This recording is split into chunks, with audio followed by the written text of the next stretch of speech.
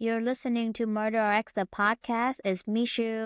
And Maya. We are your friendly neighborhood pharmacists, and we love diving deep into the world of pharmaceutical felonies.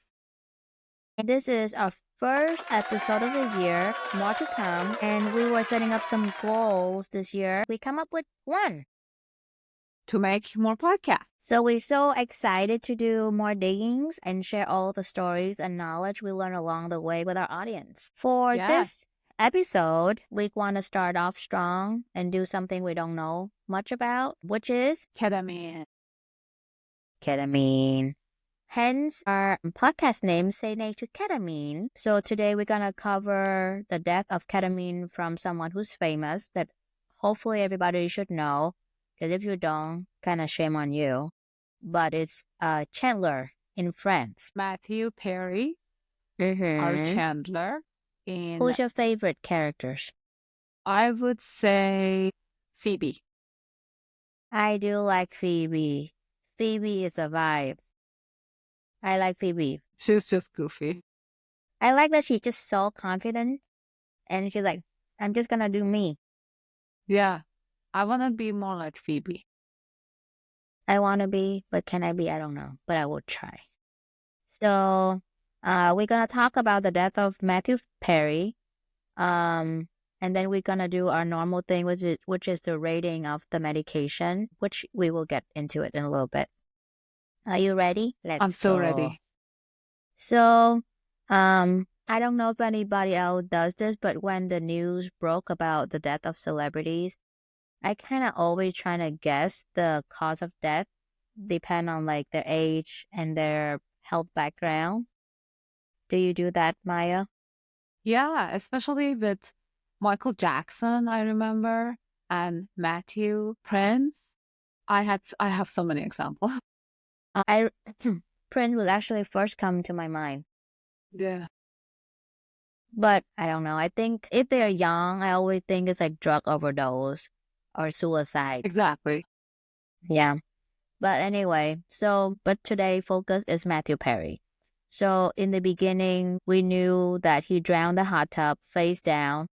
And I was a bit confused because I was like, sound like an accident because he's young. Yeah. Maybe he's OD from drugs, but doesn't seem like a typical OD drug case, you know? Yeah. Also, I thought it was a foul play because I thought maybe he was murdered and somebody made it look like a drowning accident. And also, Perry had history of a struggle with addiction and other health conditions too. I did not know he was struggling with addiction, to be honest with you, until later on. So the court is actually wrapping up with his case right now, but there are 5 characters we need to know about the death of Matthew Perry. So the first character is his live-in assistant. The name is Kenneth Iwamasa. The 2 doctors involved. First one is called Mark Chavez. He's an anesthesia ketamine drug clinic doctors. And then Salvador Plasencia, he goes by Dr. P, which is an internist. And then Jeffine Senga, her other nickname is Ketamine Queen of North Hollywood. And then her drug dealer, which is Eric Fleming. So I don't know if people are aware, but Perry was actually on ketamine infusion for depression, was getting this to the local clinic. And these are relatively newer treatment for depression and usually reserved as last resort. So Perry got addicted to ketamine beforehand and not exactly sure if this would be the best treatment for him.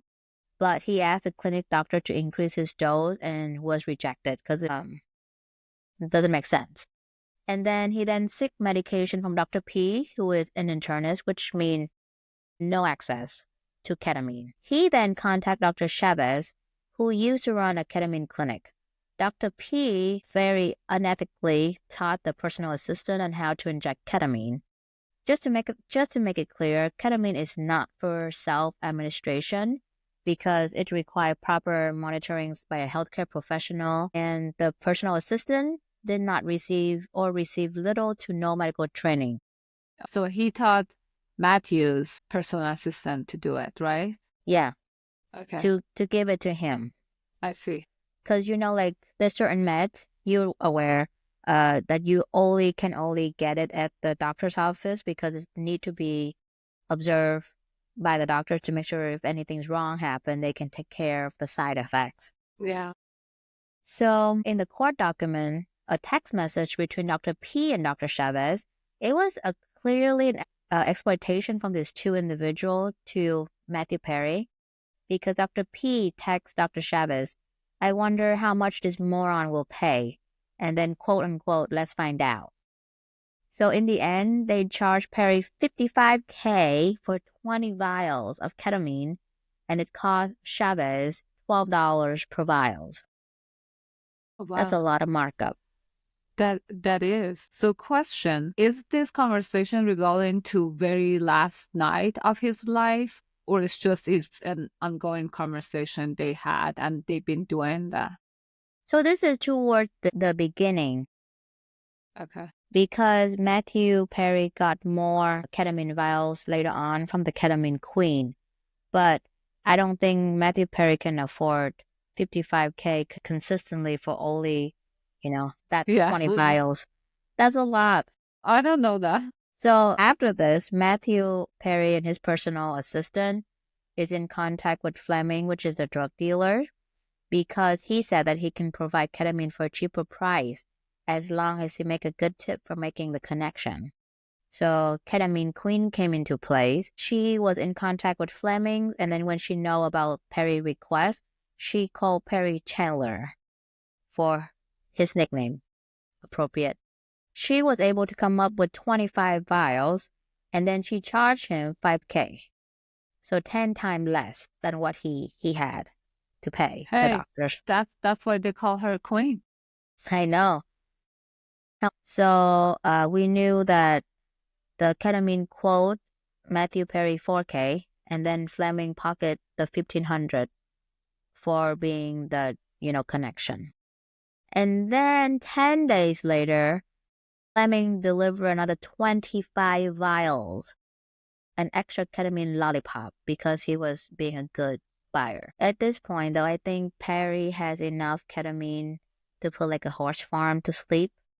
So I think as an addict with that much resort, their rewards pathway is not going to be the same because it's going to be spiraling out of control. It's like as on steroids and just want more and more and more. Yeah. So the personal assistant was the person who injected Perry with ketamine on the day he died. In the court document, it showed that Perry was injected 6 to 8 times a day toward the end of his life. And on the day he died, Iwamasa, which is the personal assistant, gave him a shot at 8:30, and then at 12:45, and then 40 minutes later, Perry asked to quote unquote shoot me up with a big one while getting into the jacuzzi. And then after the shot, the personal assistant went and ran errands. And then when he came back, he found Perry dead, It's face crazy. down in the hot tub. It's crazy, right? Because these drugs need to be monitored. So the personal assistant cleaned up the scene, cleared out any drug evidence, and then later on they show the text between the ketamine queen and the drug dealer that delete all the message. We later find out Dr. P altered and falsified medical record to show that he treated Perry for Yeah, legitimate medical reason. And I see. then some of them entered plea agreements, some of them went to trial. But I don't think it mattered at this point because, the life was lost and it definitely is very preventable. Yeah, that is sad. That is very sad. Okay, moving on from the sad content. Let's talk about history. What do you know about history of ketamine?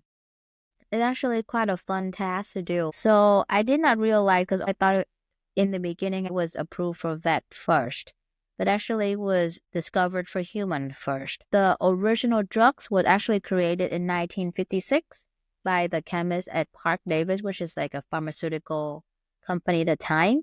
So in the beginning, when they tested on animal, it has strange effects. So drunkenness in rodents, delirium in dogs, and then bizarre state of immobility in pigeon. And in monkey, it produced an anesthesia effect. So the problem is when it's used in human, it numbs the body, allowing the surgery to proceed without affecting. But when the patient wake up, they enter like delirium, hallucination, confusion, agitation, and last for like 8 to 12 hours afterwards. So they were trying to improve the drugs and trying to find a different chemical.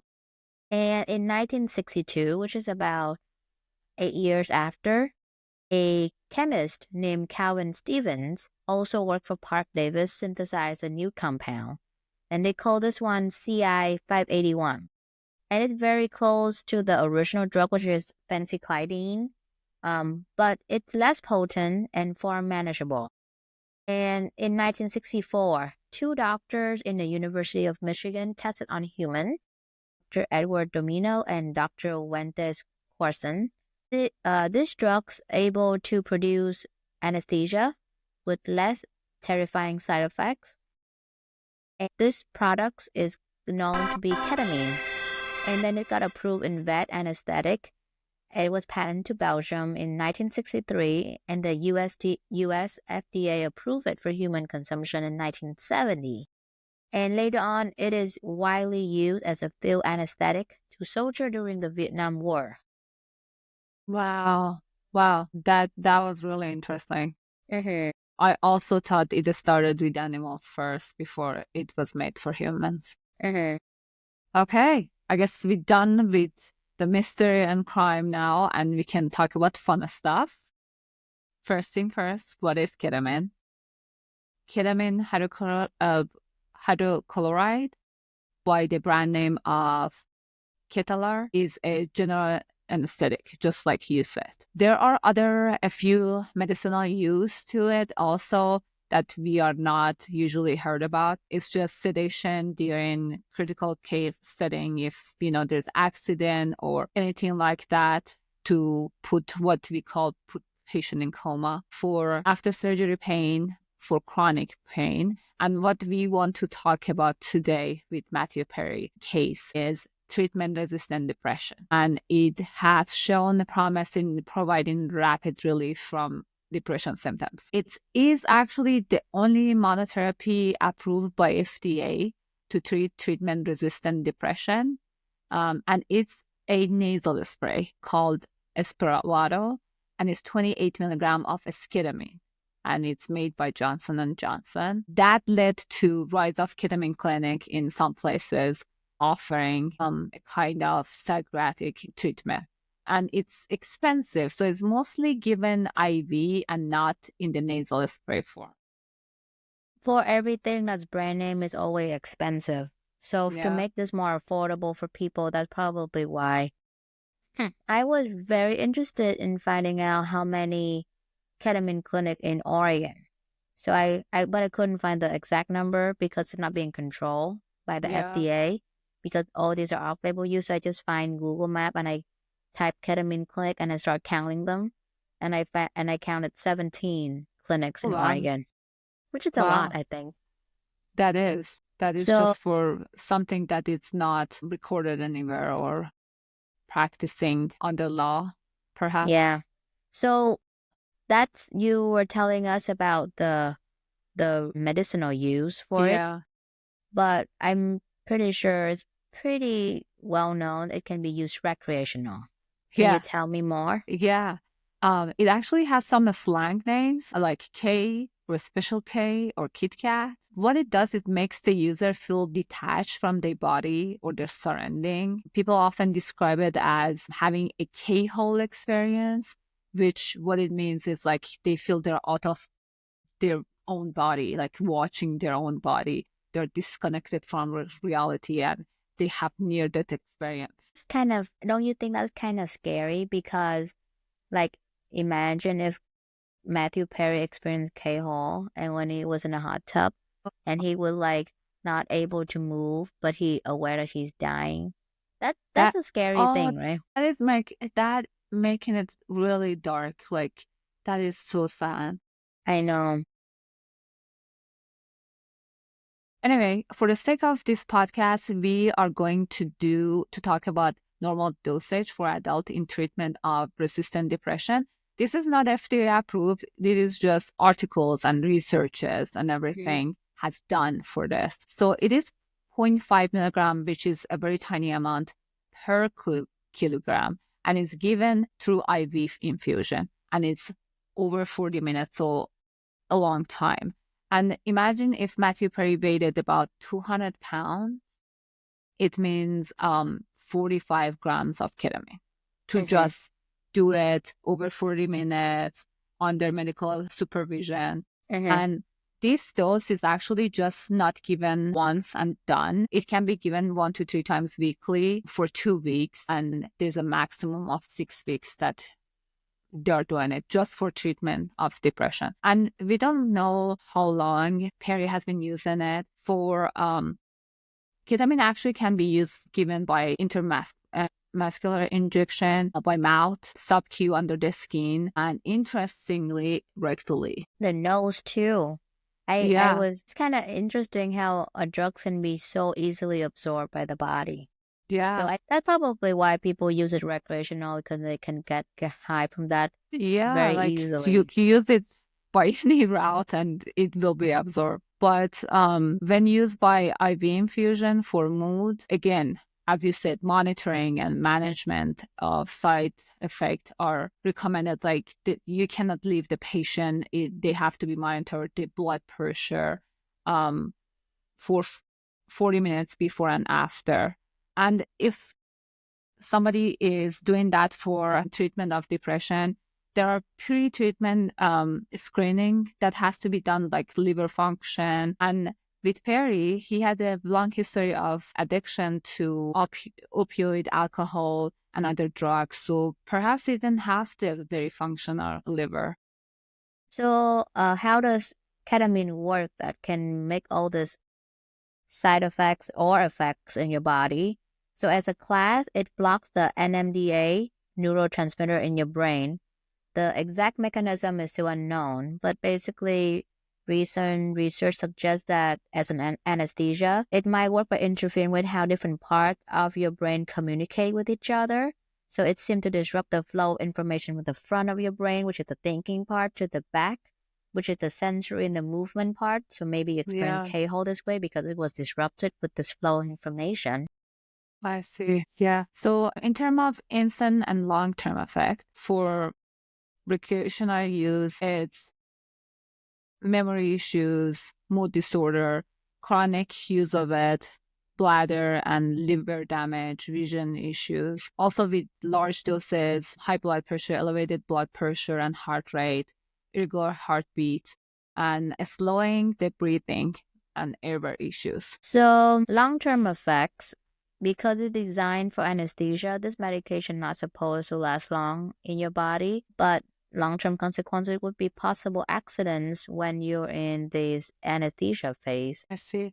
In terms of treatment, like to reverse the effect, there is no direct antidote for ketamine itself. It's mostly focused on managing the symptoms, and they talk about supportive care. Supportive care is as needed when the symptoms shows up. For example, for breathing, providing oxygen or ventilator, and for circulation and high blood pressure, adding IV fluid, or basically monitoring the heart rate, blood pressure, oxygen level. There is another side effect that is for agitation. It causes agitation and sometimes seizure. So there is a class of medication called benzodiazepine that can be used like lorazepam and diazepam. It just helps to calm the nervous system and relieve some of those agitation and prevent seizures. That's interesting, Maya, because I got a chance to visit my parents for Lunar New Year, I think 2 weeks ago. And I got a chance to talk to my mom. She was an anesthesiologist, but then she's like, this doesn't make money in Vietnam. So she switched her career. But then she was very interested in telling me about giving people anesthesiology drugs. She said she doesn't use ketamine a lot when she was practicing, but there's a combination of different things. She does give benzo when people was given ketamine as well, because like you said, the delirium and stuff like that. Yeah. Lastly, if ketamine is taken by mouth, activated chocolate can be given. It has to be within an hour or so. Um, this can help absorb the drug in prevent absorption of the drug in gastrointestinal system. And fun part, So let's say you use it recreational, right? yeah. When you use something illegal, you're probably scared how you're gonna get discovered. So tell us how's the meth detected, Maya. This is always the fun part of our podcast. Hopefully our listeners are excited about this part too, as much as we are. So just because it's a murder X, come on. Detecting ketamine in body typically involves urine, blood, hair, saliva, and talking about all of those tests, it's about timing too. There's so many ways to detect ketamine. Yeah. So to begin with, number one and most commonly used method is urine test. Ketamine can be generally detected in urine for 1 to 3 days after use. And in heavy or chronic user, it might also be detected for up to a week. Blood test is invasive and costly, and it's mostly given for legal setting. But in blood, ketamine is detected for a much shorter period, usually up to 24 hours after the use. Ketamine can be detected for a much longer period in the hair, and weeks to months, we're talking weeks to months, depending on the length of the hair that is being tested. Do you happen to know if this test will work for bald people like my husband? Maybe it's like not just maybe body hair works. That's interesting to know. I do not know the answer. And then I think there's one more test, right? Yeah. Actually, there are two more. One of them is saliva test that is using mostly for law enforcement setting, and depending couple hours to 1 to 2 days can be detected. And there's a special test. It's called CGC-MS or LCMS. It's very accurate confirmation, very expensive, are typically used after initial screening for confirmation of ketamine use, especially when a drug test shows a positive result and needs further confirmation. I have a summary. Detection windows, urine 1 to 3 days, and a week for chronic use. Blood is 24 hours.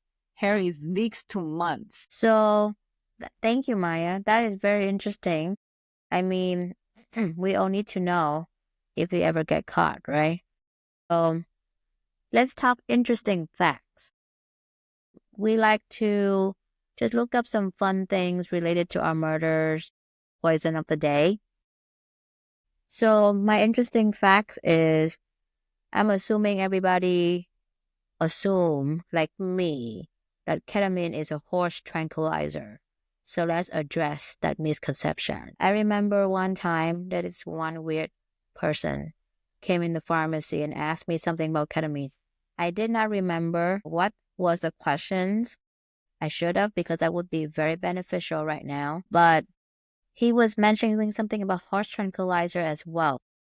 So anyway, this term is misleading. As we know, it's not a tranquilizer, it is an anesthesia. And it's not for just horse. It can be used for a variety of animals, small and big. Pig or rats can be used ketamine as well. The dosage, just to put it in a visual concept or comparison, a dose that people use for depression or pain treatment will be the same for sedating like a kitten or a puppy. But the dose for a horse will be enough to anesthetize like 100 people. Size dependable. Our whole pharmacy school. Wait a minute, 108 students. Also, interesting question about ketamine. Is it covered by insurance? Yes or no? So in many places, insurance coverage for ketamine therapy can be limited, particularly when it comes to treating mental health condition. And since ketamine is not FDA approved for depression or anxiety, many insurance companies may not cover it. However, as ketamine therapy gains more recognition, eventually, I think, and it shows effectiveness, maybe Yeah. insurance companies try to cover it. Unfortunately, insurance is still the deciding factors on a lot of things. If it's not FDA approved, I doubt they will ever Yeah, pay for that. there's a long way to go. Yeah. So we are now at our rating parts. In case you're new to our podcast, we rate it on 4 things. Efficiency, which means how good it does it. Detectability, as in how good it detects it. And pain level is how cruel it is. And accessibility is if you can get it or not. So let's Ooh, go to efficiency. I think this is a great killing drugs because it is a compound that's soluble in waters and lipids, and it just works so fast. If someone really want to use it to off you, I think it will. It's a good choice. I give it 10 out of 10 too, because onset following IV injection of 2 milligram per kilogram happens within 30 seconds. Super fast. In IM injection into the muscle, 3 to 4 minutes, which is still too fast for me. So Yeah. 10 out of 10. So detectability. I think at this point, Maya gave you a whole 5 minutes about detectabilities. We know Yeah. it's 10 out of 10. Yeah. It can detect you even though you're bald. Yeah. So Yeah. no way to escape that. From minutes to days to months. Yes, you take it once, forever with you. Pain level. It's like a 0 out of 10. This is a very nice meds I for know. Yeah. victims. Yeah. I would say also 0 out of 10. No pain level. Just a It state of euphoria, sense of detachment, and you're floating and Yeah, happy ending. I don't know if people will technically use this to murder or kill someone per se. If they meant to, the motive is to torture you. I don't think it's gonna be their drugs of Yeah. choice. Yeah. Accessibility. I think this being a recreational drug, if people really want it, they probably find a way. But it's a controlled substance 3, so it's regulated and not easily diverged. But, with Dr. Matthew Perry's doctor, he wrote a fake prescription and ordered it to sell it to Matthew Perry. So I guess you can still get it if you're a doctor, a dirty doctor. Yeah. Yeah. Side notes. Do you know about the Barbie and Ken killers? Do you know about that? I think you mentioned something. Remind me of that. So it's another case, but they are very effed up couples. I don't want to get into the detail because it's very weird, but Yeah. the Barbie girl, they call Barbie and Ken because they're very good looking. But the Barbie girl, she was a vet tech. So she has access to ketamine. So this is her accessibility. She was able to get her hands on ketamine Yeah. to sedate Uh-huh. her victims. So I guess if you work in healthcare and you steal stuff, I guess you can. That can happen. Yeah. Yeah.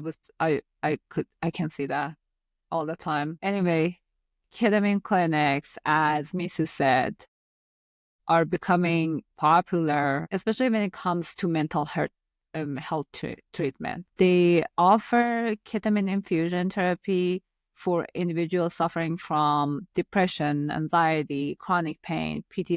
Mm-hmm. The list is getting longer. Yeah. So that's our rating.